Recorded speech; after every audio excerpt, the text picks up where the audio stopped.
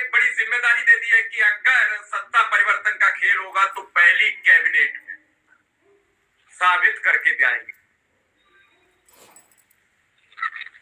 चलिए, विधायक जी के लिए बहुत बहुत धन्यवाद। विधायक जी ने विधायक जी ने जो कहा है, ऐसा नहीं है, हमको तो सरकार ने किया ही था, लेकिन जो सरकार होगी उसी से हमारा संघर्ष, जो सरकार होगा उसी से हमारा मांग, उसी से जब जो भी सत्ता में रहेगा कर्मचारी उसी का काम करेगा और उसी से संघर्ष करेगा। तो विधायक जी को धन्यवाद, और आपने इतना बड़ा दिल दिखाया।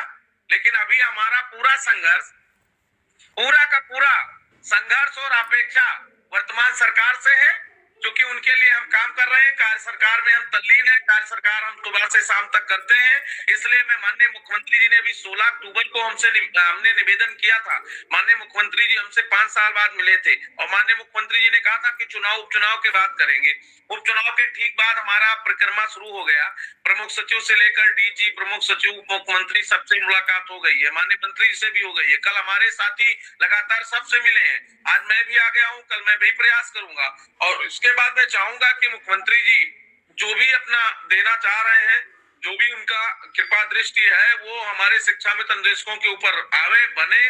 सरकार के हिस्से का जो मेरा अधिकार है उसमें से जो भी उनकी वो करना चाहते हैं हमारे लिए करें। और मुझे उम्मीद भी है, उन्होंने बहुत ही मजबूती के साथ कहा था, तो जो भी हमारी मांग है उनमें उनका कितना संभव है, कितना कर सकते हैं, इस पर हमारी बात माननीय मंत्री जी के यहाँ बैठक में बन गई थी। और बैठक से मंत्री जी ने कहा था मुख्यमंत्री तक जाएगा, बीच में छुट्टी पड़ी, छुट्टी के बाद उपचुनाव के बाद अब हम लोग पुनः प्रतीक्षारत हैं।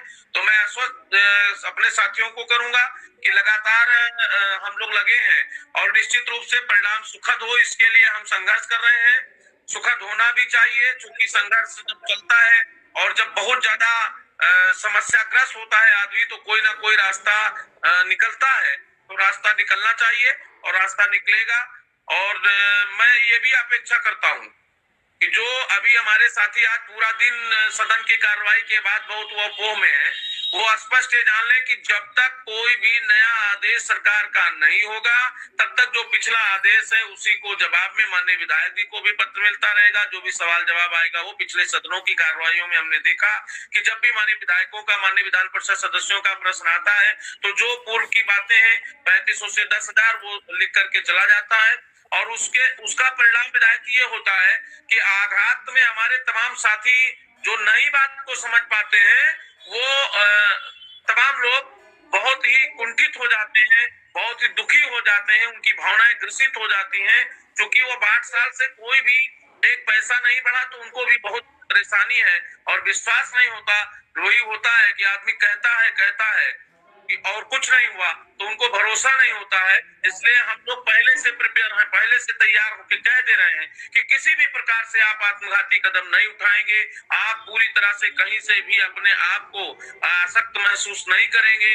ये सब कार्रवाइयां हैं, ये सब सरकारी जवाब और सवाल हैं। और इसके बाद जो संघर्ष है वो जमीन पे निरंतर आपको दिख रहा है। उत्तर प्रदेश प्राथमिक शिक्षा मित्र संघ का एक एक पदाधिकारी, चाहे महामंत्री जी हो, चाहे जिलाध्यक्ष बनारस हो, चाहे हरदोई से अरविंद जी हो, चाहे रमेश मिश्रा जी हो, मैं स्वयं शिव कुमार शुक्ला, हमारे तमाम जिलाध्यक्ष साथी निरंतर लगे हुए हैं। अभी शाहजहांपुर क्या आपने देखा, मुरादाबाद में आपने देखा, मुख्यमंत्री जी गए थे। और जहां भी हम लोगों को अवसर मिलता है माननीय विधायक जी, तो हम लोग निश्चित रूप से सरकार के जो भी प्रतिनिधि जाते हैं अपनी बात पूरी मजबूती से उनसे करते हैं और ये चाहते हैं कि आप सरकार में हैं, आप जितना भी करना हो, जो भी कुछ करना हो, आप माननीय विधायक जी भी सरकार से अपील कर रहे हैं, हम भी सरकार से अपील कर रहे हैं। हम सरकार से चाहते हैं कि जो भी बात हमारी आपकी माननीय मुख्यमंत्री जी के पटल पे, माननीय मंत्री जी के पटल से गई है, उसमें आप आदेश करिए और शिक्षा मित्रों को फौरी तौर पर कुछ ना कुछ राहत दीजिए, अध्यक्षों को राहत दीजिए, उनके ट्रांसफर पोर्टिंग में राहत दीजिए। और सबसे बड़ी राहत मजबूती,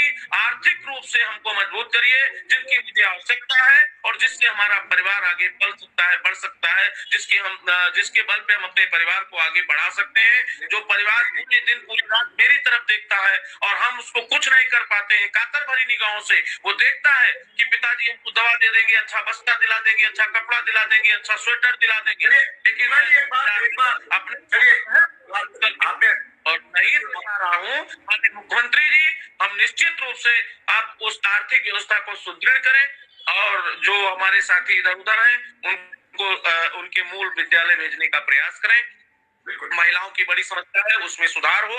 इन्हीं अपेक्षाओं के साथ माननीय मुख्यमंत्री जी के पास में गया था और मुझे भरोसा है, उम्मीद करता हूं कि माननीय मुख्यमंत्री जी का आशीर्वाद, माननीय मंत्री जी का स्नेह हम लोगों को मिले और हमारी समस्याओं का समाधान हो। पुनः जितने भी हमारे शुभचिंतक हैं, जिन लोगों ने भी हमारे विषय को समझा है, हमारी दर्द को महसूस करके अपनी बात सदन में रखा है, ऐसे सभी महान व्यक्तियों को मैं प्रणाम करता हूं और आभार व्यक्त करता हूं।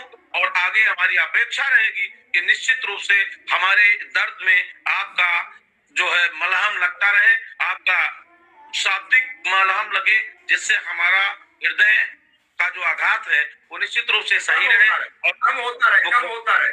हमें एक ऐसा संजीवनी दे जिससे शुक्ला जी मेरा सवाल है शिक्षा मित्रों से भी, 2000 आगे मेरा शिक्षा मित्रों से भी सवाल है। आज 2014 में अखिलेश यादव लोकसभा चुनाव हार जाते हैं, पूरे प्रदेश में उनकी सिर्फ 5 सीटें आती हैं और लोकसभा चुनाव बाद शिक्षा मित्रों को नियमित कर देते हैं। 2017 का चुनाव आता है, अखिलेश यादव 44 सीटों पर सिमट जाते हैं। एक ऐतिहासिक हार होती है समाजवादी पार्टी, ऐतिहासिक हार कहेंगे जब से समाजवादी पार्टी बनी। बीजेपी 325 सीटें जीत जाती है और बीजेपी कहती है कि शिक्षा मित्र समाजवादी पार्टी के एजेंट थे।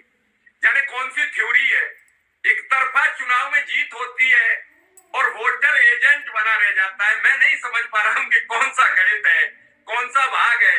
विधायक जी भी समझ रहे होंगे कि एक मिश्रा जी ये विषय हमारा दलगत है। दलगत बात नहीं है, मैं दूसरी बात कह रहा हूँ। अरे आप गलत समझ रहे हैं। मैं ये कह रहा हूँ कि भारतीय जनता पार्टी को एक तरफा वोट मिलता है 17 में, 14 में, 22 में, और उसके बाद भी अपने ही कर्मचारियों का मैं वही आ रहा हूँ। ये विषय व्यवस्था का है, ये विषय चुनाव का है, ये विषय इन विषयों पर आरोप प्रत्यारोप चलता है। कभी कोई कर्मचारियों पर आरोप लगाएगा, कभी कोई जनता पे आरोप लगाएगा और ये चुनाव है, चुनाव में हवा बह रही है और कहाँ बह जाएगी इसका कोई पता नहीं होता है। एकदम कर्मचारी निष्पक्ष होता है, कहीं ना कहीं से थोड़ा बहुत उनको दिखा तो उन्होंने कहा। जब बैलेट का चुनाव हुआ, बैलेट पेपर का स्पष्ट है, तो उसमें हमें लगता है कि माननीय विधायक जी के लोग बहुत आगे थे। तो माननीय मुख्यमंत्री जी ने अभी हमसे उस दिन भी कहा था, तो उनको लगा कि कर्मचारियों ने मेरा विरोध किया, लेकिन उस कर्मचारी में केवल शिक्षा मित्र ही नहीं है, कर्मचारी में राजस्व कर्मचारी है, बेसिक एजुकेशन का कर्मचारी है, पीडब्ल्यूडी का कर्मचारी है, पंचायत का कर्मचारी है, प्रशासनिक का कर्मचारी है।